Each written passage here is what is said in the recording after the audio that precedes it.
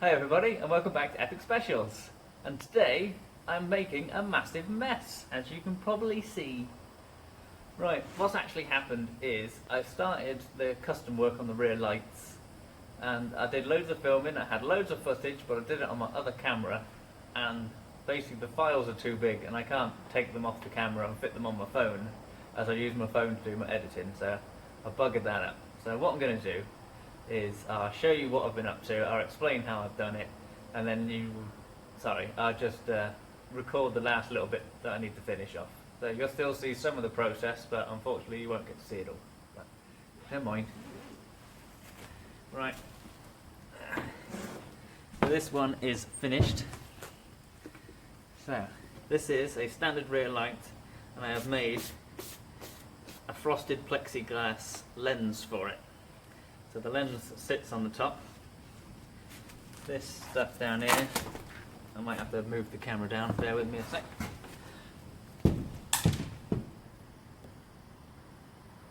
Right, that's better.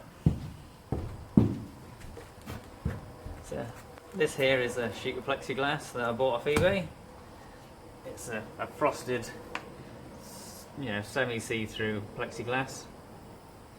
And basically, I cut out bits that were slightly bigger than the original lights. And using a heat gun, I've warmed up plexiglass until it's gone soft, and basically I've moulded it around the lights. It's been a slow process to do because I can only do bits of it at a time. Ideally I could do with something that heats the entire thing in one go. As the heat gun, you can only focus the heat in one area. And I've used screws just to help hold it down. By the time these are mounted onto the car, they're going to be filled into the car and blended in smooth, so that the back of the car is going to look seamless, so you won't see these screw holes by the time it's all done. But I've got the fit around the edge of the light the best I can. So that one's come out pretty good so far. I'm nearly done with the second light, so it fits along the bottom right, but as you can see here, because of the shape of the corners, you've got to shrink the material down. So it takes a few tries to get that to work. But it fits along the back, it's fitted around that corner, still needs a bit of trimming, and I just need to fit this edge a bit better as it has lifted away, and also just here. Because every time you warm it up, it expands, but because I've got it screwed down, obviously it can't move at the edges, so it causes it to pucker up in the middle. But I'll get there eventually. And then this is my lovely brand new old stock pre-facelift number plate surround that I've cut up. So sorry purists or anybody that wanted one of these, but I got there first and you didn't. So I've got another piece cut out, so I'll show you the process when I do this one of how I've done the two lights. So right, let's get cracking. Right, before I start this bit, it's quite flimsy, as you can see it moves around. I really need it to stay the right contour for the boot, so I'm going to fit this back to the boot before I start trying to make the plexiglass fit it, so it's got a nice sturdy base and it's going to be in the right shape. So unfortunately that means we've got to go down in the dungeon where I don't know if you'll be able to see very well, but let's go have a look.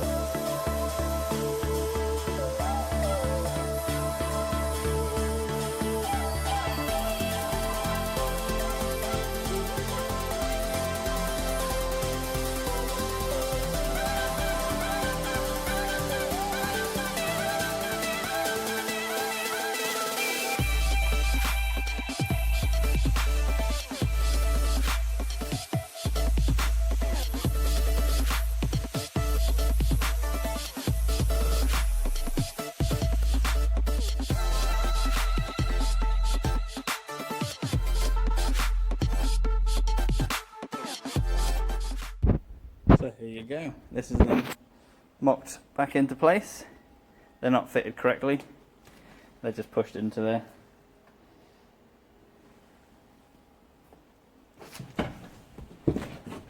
Not a lot of room down here, but I'll do my best to show you.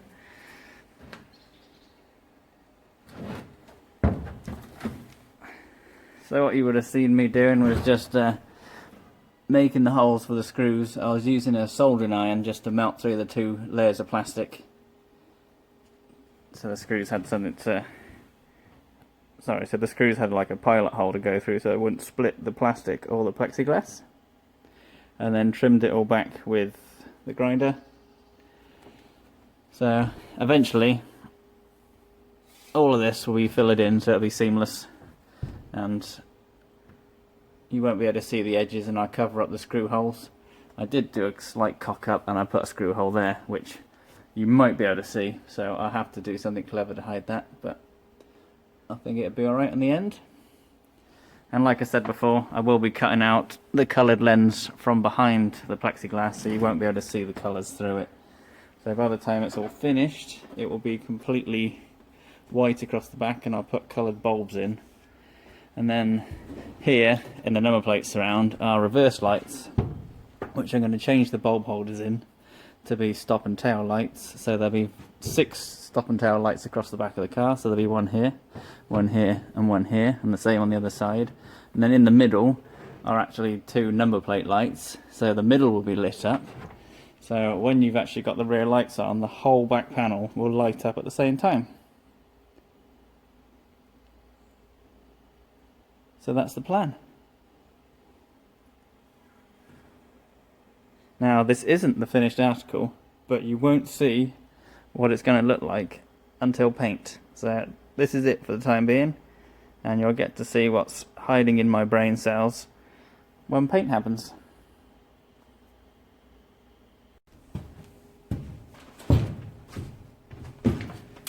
Right, so that's it. Rear lights done for the time being. There is still a bit more to do, like I said, cutting out the inner lenses and bits like that. But after I've done that, it's really, I can't do a lot more until I start doing the filler work and the paint work. And then the true vision will come alive. So I hope you enjoyed this episode. If you did, please like and subscribe, and I'll catch you again soon. Cheers.